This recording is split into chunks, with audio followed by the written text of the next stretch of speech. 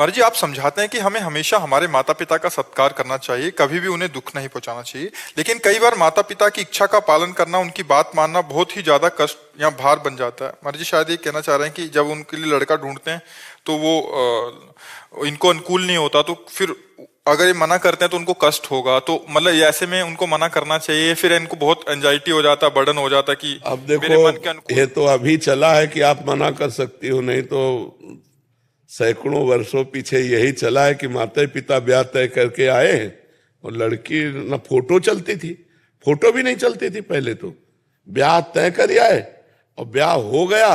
और जब दूल्हा और दुल्हन तब परस्पर देख पाए कि दूल्हा कैसा है दुल्हन कैसी है, नहीं, और पूरे जीवन निर्वाह करते थे, पूरे जीवन।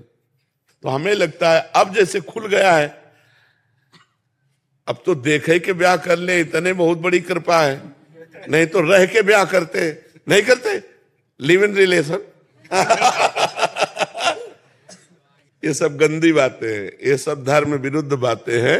हाँ, हम आपसे प्रार्थना करेंगे कि आप अपने अनुकूल जब पति आपको मिले, क्योंकि आपने अपनी अनुकूलता ठान ली है। यदि आपके अनुकूल पति नहीं मिला और आप ब्याह करेंगे तो आप निर्वाह नहीं कर पाएंगे, निर्वाह ना हुआ तो दूसरे परिवार को भी उजाड़ देना ही होगा।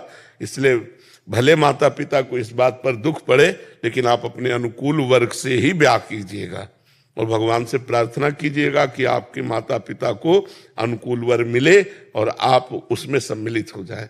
इसमें माता पिता का दुख इस समय देखने लायक नहीं है, क्योंकि मान लो आपने अपनी जबान बंद रखी और आपके मनोनुकूल बात नहीं पड़ी और आप निर्वाह नहीं किए, तो उस परिवार का तो आप उजाड़ कर देंगे ना। क्योंकि आपका मनोनुकूल पति नहीं है तो आपका व्यवहार उसके अनुकूल नहीं, तो पूरा परिवार बिगड़ जाएगा ना। तो मुझे लगता है कि थोड़ी देर के लिए अपने माता पिता को दुख हो, आप मना कर दें। महाराज जी, पर कई बार वो ऐसे उम्मीद करते हैं कि मैं करूं, उनकी बात मानूं, नहीं तो वो। तो आपको भी देखना चाहिए कि कुछ माता पिता की उम्मीद में आप अनुकूलता अपनी छोड़ सकते हैं कि नहीं, क्योंकि आपके मनोभाव में कैसा पति है अब ये तो आप ही जान सकती हो। अब माता पिता तो अपने हिसाब से इतने देखेंगे कि लड़का लड़की के रंग से मिलता है कि नहीं, हमारी सामर्थ्य के अनुसार लड़का है कि नहीं, लड़का पढ़ा लिखा है कि नहीं। अब ये तो केवल बाहरी देखने की होगी, बाहरी देखा जा सकता है, आचरण और स्वभाव नहीं देखा जा सकता। थोड़ी देर के लिए सच धज के गोरा पीला कोई आ गया, लेकिन उसके आचरण उसका स्वभाव ये तो पता नहीं चलेगा। ये तो भगवान के ऊपर छोड़ा जाता है। तो कुछ भगवान के ऊपर छोड़ दो और कुछ अपनी बात देख लो। कभी न कभी ऐसा संयोग तो बनेगा ही, कोई न कोई दूल्हा तो भाग्य में होगा ही, तो माता पिता भी खुश हो जाए और दूल्हा भी अनुकूल मिल जाए। इसके लिए भगवान शिव की आराधना करो। सीता जी ने किया, गोपियों ने किया, गोपी जनों ने भगवान को प्राप्त करने के लिए कात्यायनी आराधना की। दुर्गा देवी की पूजा करने सीता जी जाती थी कि नहीं जाती थी? रुक्मिणी जी ने किया। सब आद्या शक्ति हैं, तब भी भगवान शंकर और देवी दुर्गा की आराधना की। तो हमें लगता है कि आजकल नई बच्चियां जो बॉयफ्रेंड बनाती हो, दुर्गा देवी की काहे आराधना करेगी? लेकिन महाराज जी, जो कहा जाता है कि पहले भाग्य में जो लिखा रहता है जहाँ के लिए। अच्छा, आप बताओ, ये बॉयफ्रेंड और गर्लफ्रेंड क्या भाग्य की बात है? ये नवीन कर्म है, इसे क्रियमाण कहते हैं। 3 कर्म होते हैं, एक संचित कर्म, एक प्रारब्ध कर्म और एक क्रियमाण कर्म। ये क्रियमाण गंदा कर्म है, क्रियमाण है। ऐसा कभी शास्त्रों में नहीं लिखा रहा, ऐसा कभी हमारी समाज में नहीं रहा।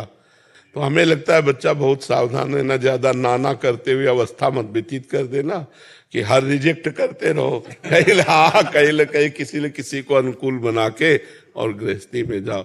देखो, अगर पति स्वभाव से पवित्र हो और थोड़ा गरीब हो तो हमें लगता है कि स्वीकार कर लेना चाहिए, और धनी हो और आचरण अपवित्र हो तो फिर स्वीकार नहीं करना चाहिए। थोड़ा रूप भी कम हो लेकिन स्वभाव पवित्र हो, आचरण पवित्र हो तो स्वीकार कर लेना चाहिए, क्योंकि उससे जीवन आनंद में व्यतीत होगा। ज्यादा ऊपर की तरफ ना बढ़े, नहीं तो कभी कभी धोखा हो जाता है। तो इसलिए हमें लगता है कि थोड़ा सा धन की तरफ न पड़े, धर्म की तरफ देख ले तो अच्छा है।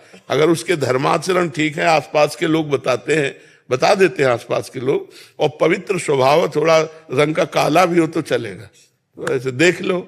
ज्यादा माता पिता को बार बार रिजेक्ट भी मत करना, कहीं ना कहीं तो अनुकूलता देख ही लेना। जी। जिनेंद्र सोनी जी। राधे राधे। महाराज जी आपके चरणों में कोटि कोटि प्रणाम।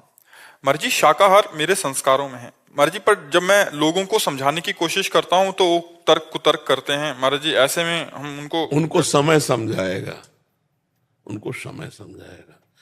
जिनको संतों के वचन और सात्विक पुरुषों के वचन नहीं समझ में आते कि भाई मुर्गा बकरा इनमें सब में जीव है, आप इनको काटते हो इनको खाते हो, बोले मैं काटता नहीं, मैं दुकान से ले आता हूं, तो अगर आप ना खाओ तो वहां कटना बंद हो जाए ना, तो काटने का कर्ता प्रेरक भोक्ता इन सबको फल एक ही मिलता है।